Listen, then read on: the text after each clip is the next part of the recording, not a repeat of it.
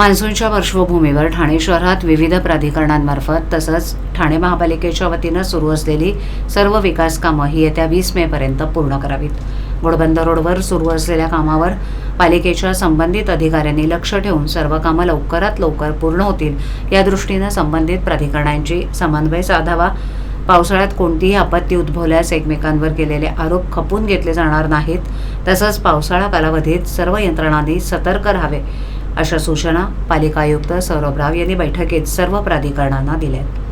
मान्सूनपूर्व कामाचा आढावा तसंच मान्सून कालावधीत करायच्या उपाययोजना याचा आढावा घेण्यासाठी आज महापालिका आयुक्त सौरभ राव यांनी बैठक आयोजित केली होती। यावेळी अतिरिक्त आयुक्त प्रशांत रोडे, नगर अभियंता प्रशांत सोनाग्रा, पोलीस उपायुक्त पंकज शिरसाट यांच्यासह पालिका, सार्वजनिक बांधकाम विभाग, MMRDAचे अधिकारी, मेट्रो, महावितरण, महानगर गॅस, रेल्वे इत्यादी विभागांचे वरिष्ठ अधिकारी उपस्थित होते। मान्सून कालावधीत सर्व यंत्रणांनी अलर्ट मोडवर राहावं।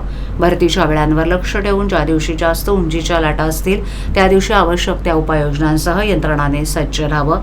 तसंच सर्व विभागांचे आपत्ती व्यवस्थापन कक्ष 24 तास कार्यान्वित ठेवण्याच्या सूचनाही आयुक्त राव यांनी दिल्यात। MMRDAनं मान्सूनपूर्व सर्व रस्त्यांची आवश्यक ती देखभाल दुरुस्ती करून घ्यावी।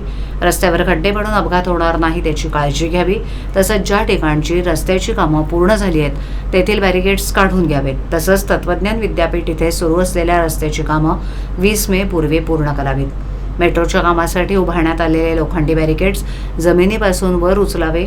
तसंच ज्या ठिकाणी कामं पूर्ण झाली आहेत त्या ठिकाणी पडलेले अनावश्यक साहित्य उचलण्याच्या सूचनाही या बैठकीत देण्यात आल्या।